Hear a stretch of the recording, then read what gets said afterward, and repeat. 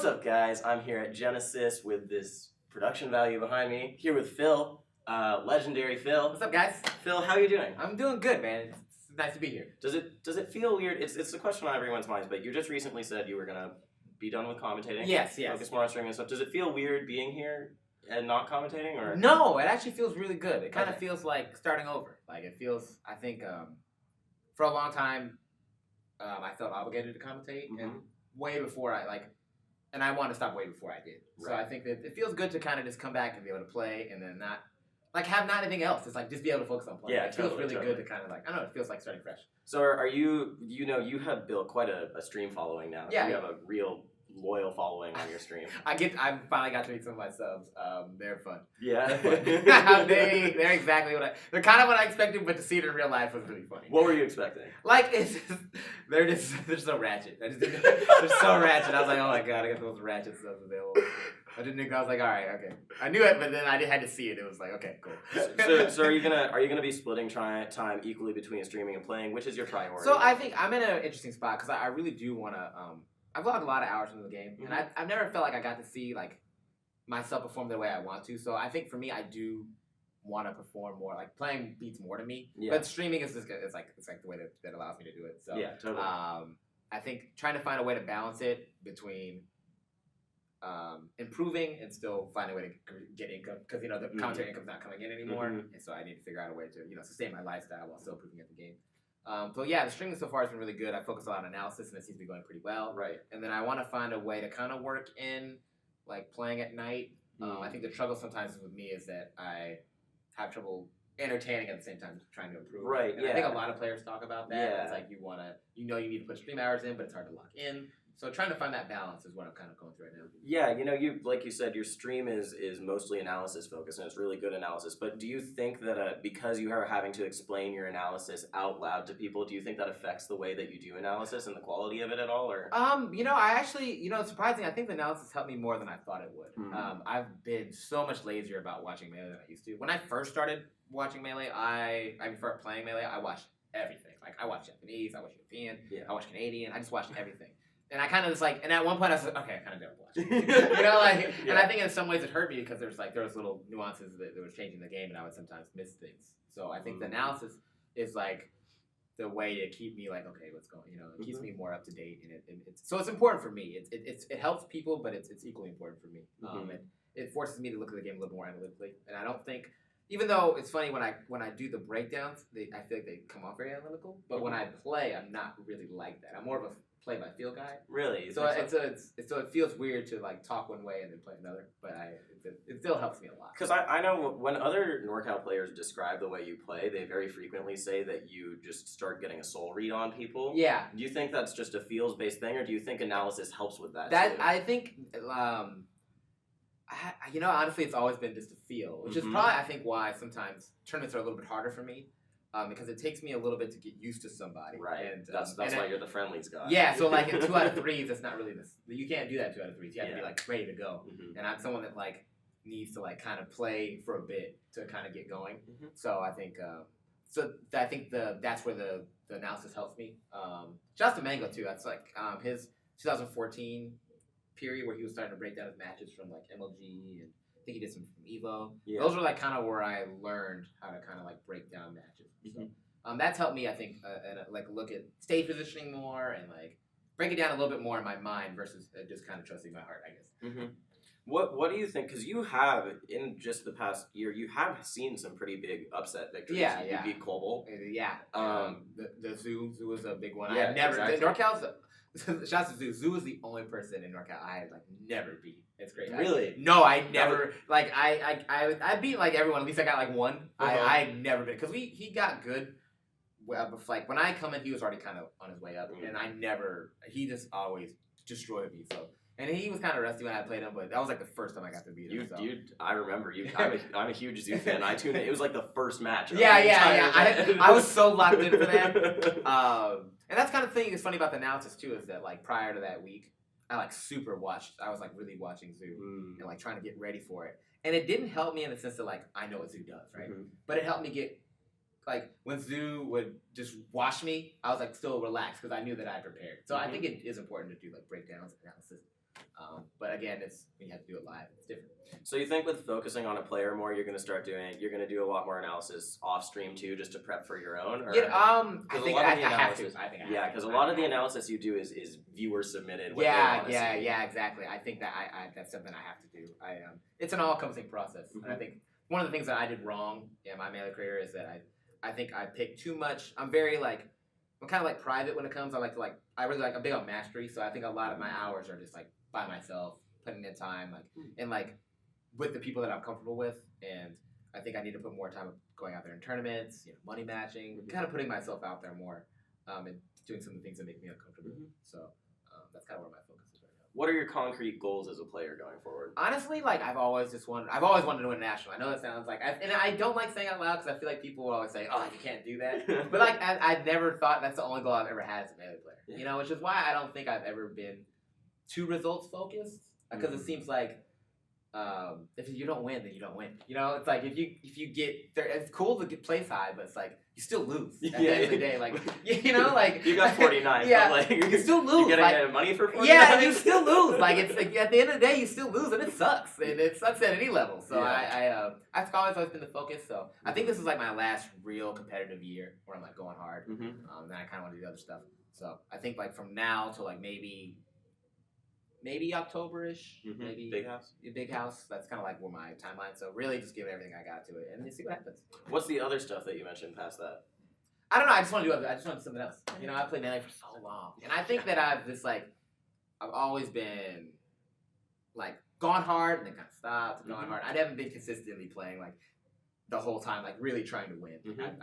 I've usually what happens is I go really hard and then I lose a tough set and I feel so bad and I just regress. That's usually my pattern. So I've had some tough losses lately, so I'm hoping that but the pattern's broken. I don't feel as down on myself. So I'm hoping that I'm able to kind of just maybe not go, just keep it steady this time. Mm-hmm. Yeah, we talked about right before this. We talked about your bracket. And yes. You lost to Laud. And then I lost to a Fox. So I don't know no disrespect. I just don't know his name. But he was good. You never want to hear that I lost to a Fox. Oh yeah, a Fox. A Fox. I know, right? Never sounds good, right? And I think one of the things that I struggled with is that as I got better, in some ways it became harder to grow because of the expectations set. It's I hit around Genesis 1, I got good, right? Where to the point where people know me. And at that point there was a certain expectation how I should perform. Mm-hmm. But it became harder to grow at the same time because I was I felt I couldn't lose. Mm-hmm. I felt I had to always perform at this level. And sometimes to grow you have to be willing to, take steps back, take steps forward. Yeah. And it was hard for me to kind of to find the balance. Mm-hmm. To be comfortable with myself to lose games and still move forward. And how people say what they're gonna say about me. And I think that's something that always stagnated my growth at a certain level. Or why I didn't go past the point, the highest point that I've gotten to. What you just said reminded me of that one article Wobbles wrote. Did you ever read that? He wrote yes, I think peaks and valleys. Yes, yeah. So it sounds like, what he talked about a lot, and it sounds like a lot of what you're talking about too, is you've been playing for so long. Yeah. You're really devoted to mastery. You want to keep your tech skill fresh, but at this point, you think it's more about mentality and how you approach the game? I think the hardest thing about Melee, one of the hardest things for me at least, is that you have to separate the skill that you have in Melee and the skill you have in performing. And those are two completely different skills. And my skill in performing has always been shaped. I think I'm good at the game, but my performance skills is not very good. It's too reliant on my mood, the situation. There's too many factors. And it's a different skill that I have to develop. But at the same time, if you're good enough, people expect you to perform at this level, right? And you have to be. So it's I think I got comfortable doing good to a certain extent. I have today, right? I have to make it a certain fall in pools before people say it's okay for you. Totally. Right? People are going to be you're expected to do well. And it's that can't be my focus if I really want to. It's because I need to be able to play the same way that I play against this first round guy or Armada. There can't be a shift because of the, depending on who I'm playing. Mm-hmm. And that's kind of where I'm trying to get you right now. Just to the point that it doesn't matter who I'm playing. It doesn't matter that situation. I just give the best version of myself. Yeah. And it's been rocky. it's not consistent. And I know too that my style's changed a lot. I'm not the same player I was back then. I think my style kind of reflected what I was talking about earlier, is that the expectations. I played very safe. I didn't really take a lot of risks. And it was very good for getting through brackets, but it wasn't really good at it. Didn't make me a great Melee player. I see, because you were more focused on meeting your expectations. Yes. Not failing. Not failing, exactly. Yeah. So my style really reflected that. It was about just doing good enough. And it got me some wins, but I never felt like I Mm-hmm. never really put myself out there. I never saw me. I just saw like a fox that was like responsible. You know? That makes sense. Yeah, and also, I definitely feel you because I've been running around this whole weekend filming, commentating and stuff. I go to my round 2 bracket, I lose, I'm like, oh, right, commentary. So I feel like in that way, switching your focus full time, it gives you less stuff that you can blame outside. Yeah, exactly. It's funny, one of my better tournaments at UGC, the one where I did beat Kobo, I went to losers pretty early because I went from commentating and immediately went and played my tournament matches, and I was like, all right. And then Page was fucking so sick, and he beat me. He luckily, thank you. Actually, he's good to beat me because he gave me a much better bracket. His bracket was way worse than mine. So I was like, thank you. But yeah, it's hard to switch it off. And one of the things I didn't like about commentating is that I think because people saw me as a commentator, there was this idea that I didn't have a passion for the game. So people were just like, oh, you're probably just happy to be commentating. It's like, no, these losses hurt. Like, I put a lot of hours in. Just because you don't see them doesn't mean I didn't put them in. So it was hard always going from like wanting to perform at a high level but having to watch. Mm-hmm. And I think when I first started, it was super easy. Like the initial first year when you watch, that was super easy because I just wasn't that good back then. So it was fun to I would root for Mitchell, I root for Luna, I root for Jeff. It was fun. But at a certain point, it was like, no, I can beat a lot of these guys. Yeah. I'm good enough to perform. Yeah. And at that point, I think it shifted. It happened a long time ago. I mean, I should have stopped commentating a long time ago. It was just, I think at one point it just became easier. And I felt like weird being honest with myself. So I stuck with something that really I got tired of a long time ago. And it was cool. I'm not mad. I got a lot of opportunities from it. I made a good amount of money. It definitely helped shift me out of the job path that I was on. Yeah. So I appreciate it. But it was something I needed to stop a while ago. Mm-hmm. Yeah. What advice would you give to any up and coming players who have the same goal as you? I want to win a national. I think honestly, it's just about being honest with yourself. It's weird to me, and this is one thing I don't relate to with the Smash community is that a lot of it's about. I feel it's more about. A lot of it's more about results than winning. I hear very few people say I want to win Genesis. I hear a lot of people say I want to top 8. I hear a lot of people say they want to top 100. But I don't hear a lot of people say they want to win, and it's something I don't really connect with. It's just like, why not just want to win? I understand that, and people I think are so into like this stigma around the top 6, the gods, and making people more than just people that we end up with this culture. It doesn't seem to really be much about like competing as much so about just doing well, and I don't connect with it. And I think for me, if anybody that wants to play or compete in anything, my suggestion was to be honest with yourself. I think it's to know. Because, like, getting to a certain level, I think you have to sacrifice, obviously. And you have to know, once you're honest about what you really want, you can build your life around what you're willing to give to it. You know, if you want to be the best player in the world, then that's going to take a lot of sacrifice. You're going to have to give up a lot of things. You know? If you want to be top 100, what does that mean? How many hours do you have to put in? What does it take to get to that point? If you want to be top 50, what does it take? So really, if you're starting out, you're young, you're not young, really be honest about your goals and what you're actually shooting for, regardless of like if they're realistic or if they're people, what people think about them. Mm-hmm. Just be honest with yourself, because I have a lot of wasted hours. Hours that I've been playing for 10 years, but I haven't really been playing for 10 years. I've been around for 10 years. I know even Mewtwo King feels that way. Yeah. He's like, all that time I spent figuring out Pichu's frame data, what the fuck? No, there's a lot of wasted hours. So I would suggest being very clear about what your goals are. And just like treat it like any other, treat it like a job. Yeah. Okay. Cool. All right. Last few questions. What's Genesis to you? What does it mean to you? I actually feel like Genesis is Genesis 1 is so special to me. I think it's a time that like Melee was kind of getting stale. Just because Mango was so dominant, we'd had that drop off from Brawl, and then out of nowhere this guy comes that we've never and like people knew about Armada, but we had no idea he was that good. So just like it was the last unexpected national. It was the last time it was like who mystery foes appeared, new challenger, and we had like this classic, and it was the first time you could really feel the crowd and like the way it was. It was such an important step for Melee. Yeah. Genesis is really a special series to me. I think it's such a classic. I wasn't even there at that set, but I started following Melee in like 2009, and I remember I watched that video. I watched Mango read that roll. Yeah. That's it. Yeah, right. That's everything. Yeah, right? exactly. That's everything. It's a special. And it's where I think a Mango gets a lot of the aura from. From that tournament. Totally. That's where like a lot of people bought in, and it was like the first time that I think, like NorCal, like it's like.